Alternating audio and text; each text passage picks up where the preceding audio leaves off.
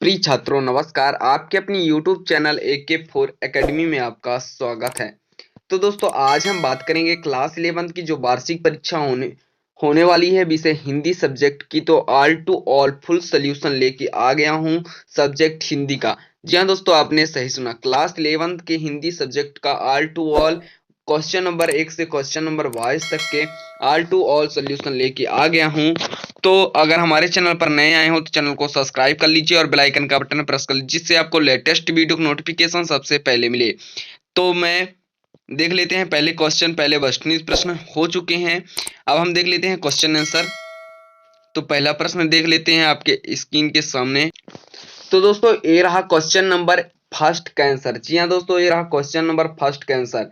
यानी कबीरदास जी को कृष्ण का दीवाना क्यों कहा गया है। तो ये रहा क्वेश्चन नंबर फर्स्ट का आंसर। कबीर जी परमात्मा के सच्चे स्वरूप का साथ साक्षात्कार किए। इनको माया रूपी जगत एवं स्वयं के अंदर विद्यमान ईश्वरी रूप में मध्यंतर भली भांति समझ लिया है और बाहरी भौतिक दुनिया के मोह माया आडंबरों पाखंडों को दूर उस एक स्वरूप को परमात्मा सच्ची भक्ति लीन हो चुकी है। तो आप इसका स्क्रीनशॉट फटाफट कर लीजिए और अपने दोस्तों को यह वीडियो ज्यादा से ज्यादा शेयर कर दीजिए। इसी तरह हम देख लेते हैं क्वेश्चन नंबर 2। तो दोस्तों क्वेश्चन नंबर 2 रहा आपके स्क्रीन के सामने। क्वेश्चन नंबर 2 में क्या है, दरख्वातों का साया और धूप क्रमशः किसके प्रतीक हैं। दरख्वातों का साया का अर्थ है जन कल्याण की संस्थाएं, धूप का अर्थ है कष्ट। कभी कहना चाहता है कि भारत में संस्थाएं लोगों को सुख देने के बजाय कष्ट देने लगी हैं, वे भ्रष्टाचार का अड्डा बन गई हैं। तो ये रहा क्वेश्चन नंबर 2 का आंसर आपके स्क्रीन के सामने। तो आप इसका स्क्रीनशॉट फटाफट कर लीजिए। पूरा का पूरा आंसर 100% श्योर है, ना कोई दिक्कत ना कोई कुछ। आप इसका स्क्रीनशॉट फटाफट कर लीजिए या वीडियो रोककर अपने उत्तर पुस्तिका में लिख लीजिए। तो दोस्तों अगले क्वेश्चन का आंसर आपके स्क्रीन पर शो हो रहा है, आप इसका स्क्रीनशॉट फटाफट कर लीजिए। तो दोस्तों आप इसका स्क्रीनशॉट फटाफट कर लीजिए और अगर हमारे चैनल पर नए हो तो चैनल को सब्सक्राइब करके बेल आइकन का बटन प्रेस कर लीजिए। तो देखते हैं अगला क्वेश्चन। तो दोस्तों अगला क्वेश्चन रहा आपके स्क्रीन के सामने। नेहरू जी भारत के सभी किसानों से कौन सा प्रश्न बार बार करते थे। तो ये रहा अगला क्वेश्चन। नेहरू जी भारत के सभी किसानों से निम्नलिखित प्रश्न बार बार करते थे।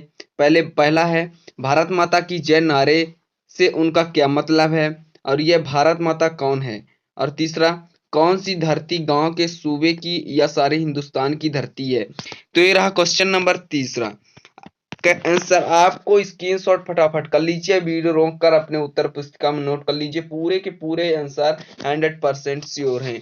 और एक बात बता दें, अगर इसकी PDF फाइल चाहिए तो लिंक डिस्क्रिप्शन में दिया गया है, आप टेलीग्राम ज्वाइन कर सकते हैं या टेलीग्राम में जाकर आप सर्च कर सकते हैं AK4 एकेडमी। आप जाकर वहां ज्वाइन हो जाइए, आपको फ्री में PDF प्रोवाइड कराया जाएगा। इसी तरह हम देख लेते हैं अगला क्वेश्चन।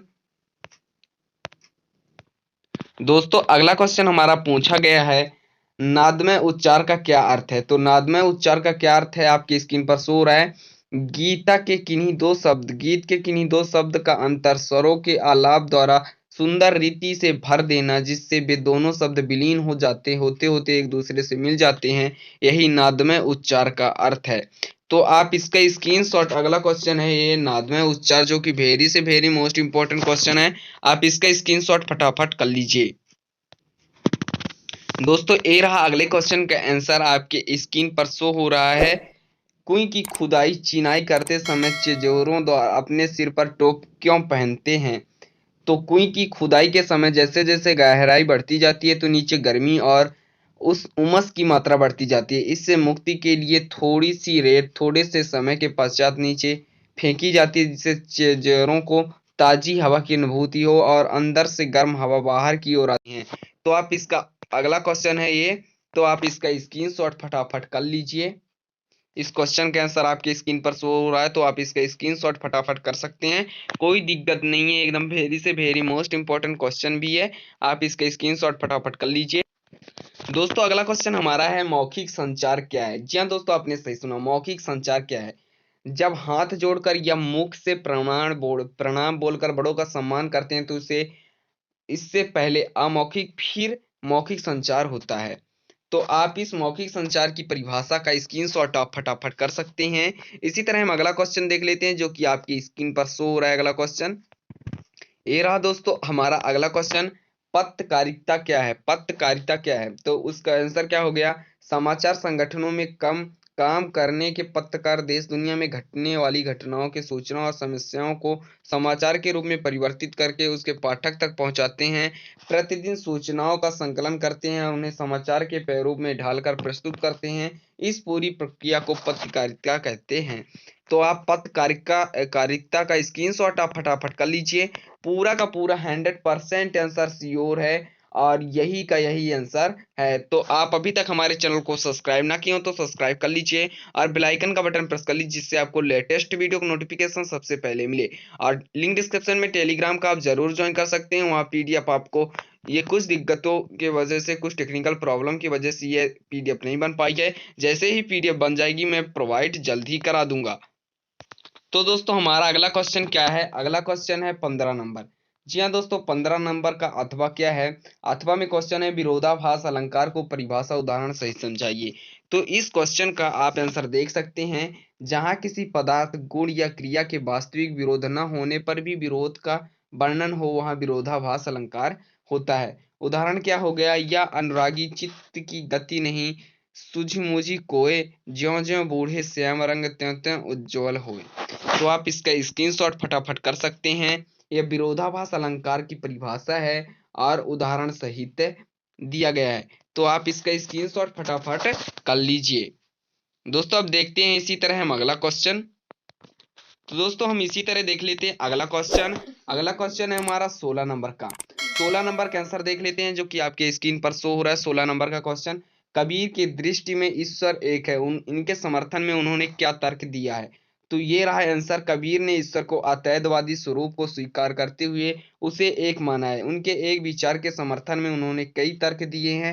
उनके अनुसार संसार भर में एक ही हवा चलती है, एक ही पानी प्रवाहित होती है, सभी में एक ही प्रकार का प्रकाश विद्यमान है, अर्थात सारा जगत एक ही परमात्मा के प्रकाश से प्रकाशित है।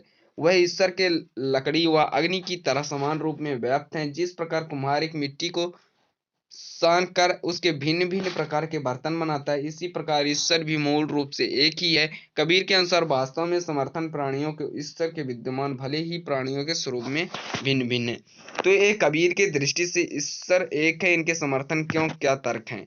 तो आप इसका स्क्रीनशॉट फटाफट कर लीजिए। पूरा का पूरा आंसर 100% श्योर है। यह 100% to 100% श्योर है। आप इसका स्क्रीनशॉट फटाफट कर लीजिए, अपने नोटबुक में नोट कर लीजिए। इसी तरह हम देख लेते हैं अगले क्वेश्चन का आंसर। तो दोस्तों हम देख लेते हैं अगला क्वेश्चन। क्वेश्चन नंबर अगला क्या है? 17। क्वेश्चन नंबर 17 का आंसर देख लेते हैं जो कि आपके स्क्रीन पर शो हो रहा है। क्वेश्चन नंबर 17, मियां नसीरुद्दीन की कौन सी बातें आपको अच्छी लगी? मियां नसीरुद्दीन की निम्नलिखित बातें आपको अच्छी लगी। पंच हाजिरी अंदाज से बातें करना, उनका आत्मविश्वास तथा परिश्रमी जीवन, बुजुर्गों की प्रशंसा करना जिसमें झूठ की झलक थी, पत्रकार तथा समाचार पत्र के पाठकों को चिढ़ाना, 56 प्रकार की रोटियां बनाने में माहिर, कारीगरों को उचित पारिश्रमिक देते हैं, बीड़ी पीने का अंदाज तथा आंखों में चापलता। तो आप इसका स्क्रीनशॉट फटाफट कर लीजिए। ये पूरा का आंसर दिया, सॉरी, क्वेश्चन नंबर 17 का आंसर दिया हुआ है। मियां नसीरुद्दीन की कौन सी बातें आपको अच्छी लगी? तो ये 7 बातें हैं जो कि आपको अच्छी लगी है। आप इसका स्क्रीनशॉट फटाफट कर लीजिए या उत्तर पुस्तिका में आप नोट करते रहिए। और इसी तरह के लेटेस्ट वीडियो के लिए हमारे चैनल को सब्सक्राइब करके बेल आइकन का बटन प्रेस कर लीजिए जिससे आपको लेटेस्ट वीडियो की नोटिफिकेशन सबसे पहले आपको ही मिले। और लिंक डिस्क्रिप्शन में टेलीग्राम का आप जाकर ज्वाइन कर सकते हैं। दोस्तों अगला क्वेश्चन है हमारा 18 नंबर का क्वेश्चन। जी हाँ दोस्तों, 18 नंबर का मेन वाला क्वेश्चन नहीं मिला है, उसका अथवा वाला क्वेश्चन का आंसर मिला है। तो आप इसका स्क्रीनशॉट फटाफट कर सकते हैं। कोई का मुंह छोटा क्यों रखा जाता है? तो यह आंसर दिया हुआ है। ये कुछ आंसर इधर दिए हुए हैं और ये फर्स्ट पॉइंट बना के दिया हुआ है आंसर। तो आप इनका स्क्रीनशॉट फटाफट करते रहिए। ये फर्स्ट पॉइंट का आंसर दिया हुआ है, आप इसका स्क्रीनशॉट फटाफट कर लीजिए। कुई का मुंह छोटा क्यों रखा गया है? तो आप इसी तरह हम दूसरा और तीसरा पॉइंट देख लेते हैं। दूसरा पॉइंट क्या है? राजस्थान की अत्यधिक गर्मी पड़ती है ये दूसरा पॉइंट है, ये तीसरा पॉइंट जो कि आपकी स्क्रीन पर शो हो रहा है। आप इन सभी का स्क्रीनशॉट आप फटाफट कर सकते हैं, या आप वीडियो रोक कर अपनी नोटबुक में तैयार कर लीजिए। पूरे के पूरे नंबर मिल जाएंगे, 100 to 100% पूरे के पूरे नंबर मिल जाएंगे। और इसी तरह वीडियो को लाइक करते जाइए और ज्यादा से ज्यादा अपने दोस्तों को भी शेयर कर दीजिए। इसी तरह अगला क्वेश्चन देख लेते हैं। तो दोस्तों अगला क्वेश्चन आपके स्क्रीन पर शो हो रहा है, कुंडलिया छंद की परिचय तथा उदाहरण दीजिए। तो यह क्वेश्चन नंबर 20 का अथवा का आंसर है। जी हाँ दोस्तों, आपने सही सुना, क्वेश्चन नंबर 20 का अथवा का आंसर है। तो आप इसका स्क्रीनशॉट फटाफट कर लीजिए। इन छंद में 6 पंक्तियां होती है, दोहा तथा रुल्लाला का योग बनता है। इसकी पहली 2 पंक्तियां दोहे के और शेष 4 पंक्तियां रोला की होती हैं। दोहे की अंतिम वर्ण की आवृत्ति रोला आदि की होती है। दोहा का पहला पद रोले के अंतिम शब्द में ही होते हैं। इसका उदाहरण दिया हुआ है, आप इसका स्क्रीनशॉट कर सकते हैं। पूरे के पूरे नंबर मिल जाएंगे। इस आंसर को लिखने से आपको पूरे के पूरे नंबर मिल जाएंगे। और पेपर मैंने पहले ही प्रोवाइड करा दिया हूं, तो आप ना देखो तो लिंक डिस्क्रिप्शन में दिया हुआ है, आप जाकर देख सकते हैं बिल्कुल मुफ्त में। और इसी तरह हम अगला क्वेश्चन देख लेते हैं। अगला क्वेश्चन हमारा है 21 नंबर का। अगला क्वेश्चन है, जनसंचार से प्रमुख विशेषताएं लिखिए। जी हाँ दोस्तों, आपने सही सुना, जनसंचार की प्रमुख विशेषताएं लिखिए। तो जनसंचार में फीडबैक तुरंत प्राप्त नहीं होता। जनसंचार के संचारक और प्राप्तकर्ता के बीच सीधा संबंध नहीं होता। क्वेश्चन नंबर तीसरा टॉपिक, इसमें अनेक द्वारपाल होते हैं जो प्रकाशित सामग्री का नियंत्रित करते हैं। और चौथा टॉपिक, प्रकाशित एवं प्रसारित संदेशों को प्रकृति सार्वजनिक होती है। तो ये रहे जनसंचार की प्रमुख विशेषताएं, आप इसका स्क्रीनशॉट फटाफट कर सकते हैं। जनसंचार की प्रमुख विशेषताएं का आप स्क्रीनशॉट फटाफट कर लीजिए। इस तरह हम अगला क्वेश्चन देखते हैं।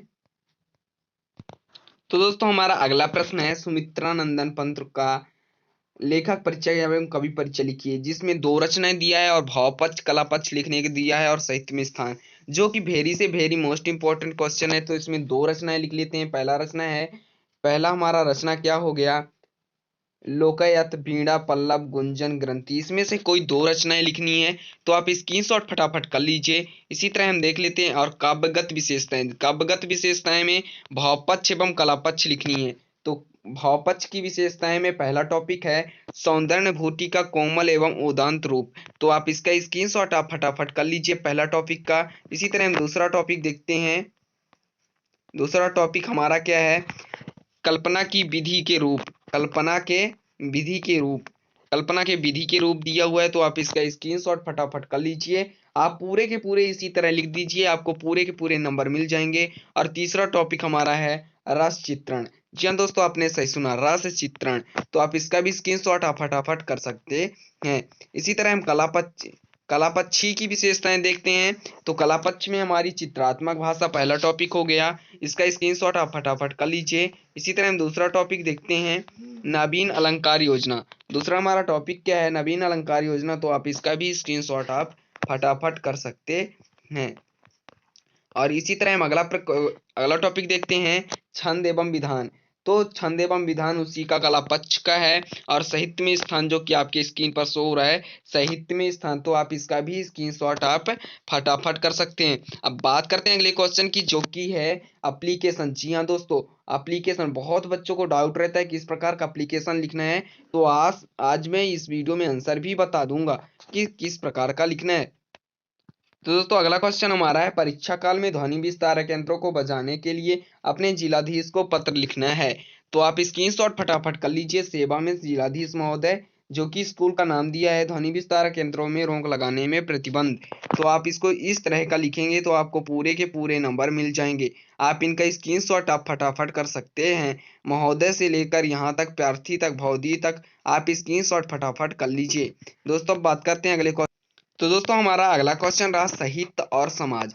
जी हाँ दोस्तों, जिसमें निबंध लिखना है, आपको पूरे के पूरे 7 नंबर मिल सकते हैं निबंध लिखने में। तो ये रहा साहित्य और समाज टॉपिक। तो आप इसका स्क्रीनशॉट फटाफट कर लीजिए। अगर आपको अच्छे से समझ में ना आ रहा हो तो कोविड 19 एक समस्या है, आप इसका निबंध लिख सकते हैं। लिंक डिस्क्रिप्शन में दिया हुआ है। कोविड 19 महामारी का निबंध आप जाकर उस पर देख सकते हैं। सरल एवं स्वच्छ राइटिंग में मैंने खुद ही वीडियो बनाया और समझाया हूँ, तो आप जाकर उस पर विजिट कर सकते हैं और आप देख सकते हैं। ये रहा साहित्य और समाज में। तो आप इसका भी स्क्रीनशॉट आप फटाफट कर सकते हैं। आप इसका स्क्रीनशॉट फटाफट कर लीजिए कुछ टॉपिक के, और कुछ टॉपिक नीचे हैं तो इनका भी स्क्रीनशॉट आप फटाफट कर लीजिए। दोस्तों ये वीडियो आपको अच्छा लगा हो तो लाइक कर दीजिए, शेयर कर दीजिए अपने दोस्तों को, ज़्यादा से ज़्यादा शेयर कर दीजिए। All to all full question, जितने भी क्वेश्चन दिए हुए हैं पूरे के पूरे क्वेश्चनों का आंसर मैंने प्रोवाइड करा दिया हूं, और कुछ क्वेश्चन छूट गए हैं जो नहीं मिल रहे थे, उनको मैं अगले वीडियो में प्रोवाइड करा दूंगा। तो अगर हमारे चैनल पर नए आए हो तो चैनल को सब्सक्राइब करके बेल आइकन का बटन प्रेस कर लीजिए, जिससे आपको लेटेस्ट वीडियो की नोटिफिकेशन सबसे पहले मिले। और इन सभी का पीडीएफ फाइल चाहिए तो मैं जल्द ही टेलीग्राम में प्रोवाइड करा दूंगा। तो टेलीग्राम में कहाँ से ज्वाइन हो, तो लिंक डिस्क्रिप्शन में है टेलीग्राम का, आप जाकर ज्वाइन हो सकते हैं, या टेलीग्राम में आप जाकर सर्च करें AK4 एकेडमी, आप जाकर वहां ज्वाइन हो जाइए, आपको फ्री में पीडीएफ प्रोवाइड कराया जाएगा। दोस्तों मिलते हैं नए टॉपिक के साथ नेक्स्ट वीडियो में, जब तक के लिए जय हिंद, वंदे मातरम, बाय बाय।